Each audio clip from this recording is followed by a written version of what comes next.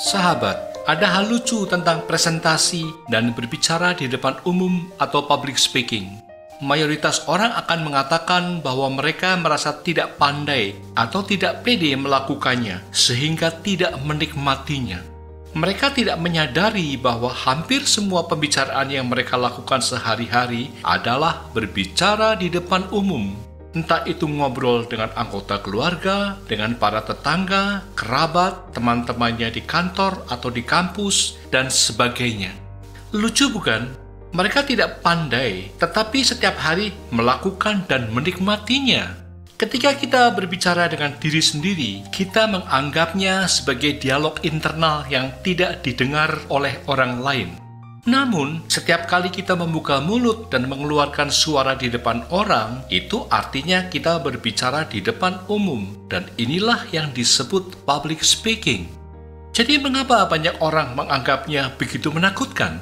Mungkin alasan terbesarnya adalah ketika Anda berbicara di depan umum, semua mata tertuju pada Anda. Itu membuat Anda grogi, terganggu, dan ingin cepat-cepat menyudahinya. Coba bayangkan, jika audiens Anda mengabaikan Anda dan semuanya memandang ke arah lain, apakah itu akan membuat Anda merasa lebih baik? Bagaimana jika mereka semua tertidur? Anda seperti sedang berbicara dengan diri sendiri, bukan? Sesungguhnya ini jamak terjadi pada siapapun, bahkan profesional yang paling berpengalaman sekalipun. Apapun alasannya, sebelum berdiri untuk berbicara, faktanya orang akan memiliki perasaan yang tidak karuan. Ada yang bilang nervous, grogi, gugup, tidak pede, dan sebagainya. Apakah saya juga mengalaminya? Tentu. Di awal-awal karir saya sebagai pembicara, fasilitator, atau apapun sebutannya, saya pun mengalami perasaan nervous itu. Mungkin Anda bertanya, apa tip untuk mengatasinya? Sekian puluh tahun saya menggeluti dunia saya, satu hal yang saya pelajari dan kemudian selalu saya lakukan hingga detik ini, yaitu persiapan. Itu satu-satunya tip dari saya. Apa saja yang harus dipersiapkan? Pertama, persiapan fisik. Pernahkah Anda mendengarkan seseorang membawakan presentasi sambil terbatuk-batuk di sepanjang sesi bicaranya? Atau pembicaranya terlihat sembab dan tidak fresh? Jika pada first impression sudah tidak menarik, siapa yang berminat untuk mendengarkan lebih jauh paparannya? Oleh karenanya, penting untuk menjaga kesehatan sebelum hari H tiba dan menjaga penampilan ketika harinya tiba. Istirahat yang cukup, berolahraga, dan menjaga makanan adalah anjuran umum yang terdengar remeh namun cespleng. Urungkan atau tunda melakukan presentasi jika fisik Anda sedang drop karena hasilnya akan mengecewakan. Selain kesehatan fisik, penampilan fisik juga wajib diperhatikan. Berpenampilan fresh dan rapi akan menjadi kredit poin buat Anda, meskipun saat itu Anda sedang mengenakan jeans sekalipun.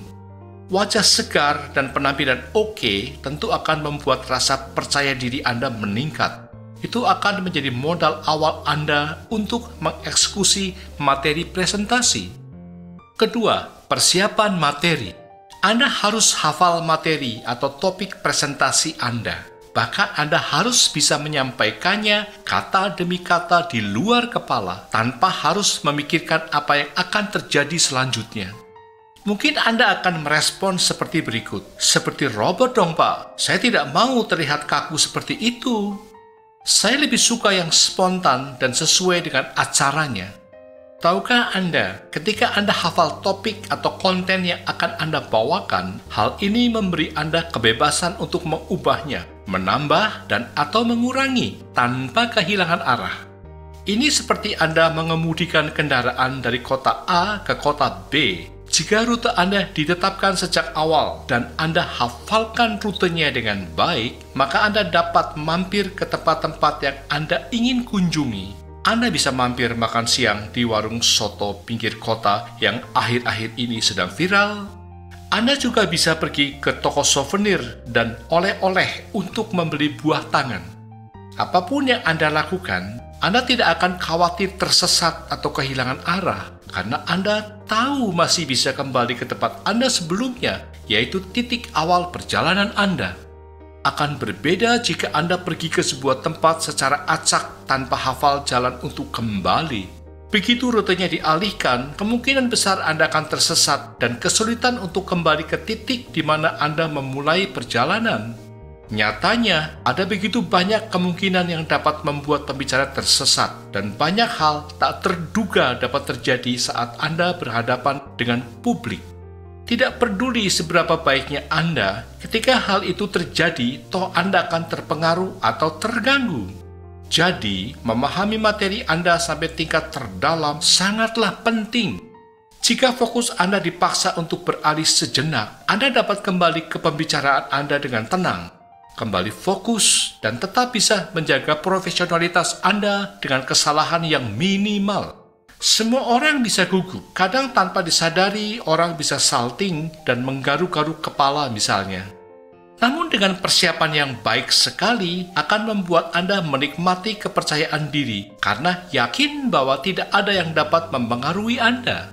Persiapan yang baik juga akan membantu ketika Anda dipaksa keluar dari rute karena alasan apapun. Anda tetap dapat kembali dengan lancar dan tetap bisa menjaga wibawa Anda bak pembicara papan atas. Ada satu saran tambahan yang baik untuk diamalkan, yaitu selalu berdoa sebelum memulai presentasi. Doa membuat mental Anda lebih tenang dan sehingga memberi efek rileks dalam melakukan segala aktivitas. Nah, sahabat, apakah Anda kini sudah lebih siap untuk melakukan public speaking? Lagi pula, jika Anda sendiri tidak dapat atau tidak mau berbicara tentang bisnis Anda, siapa lagi yang akan melakukannya?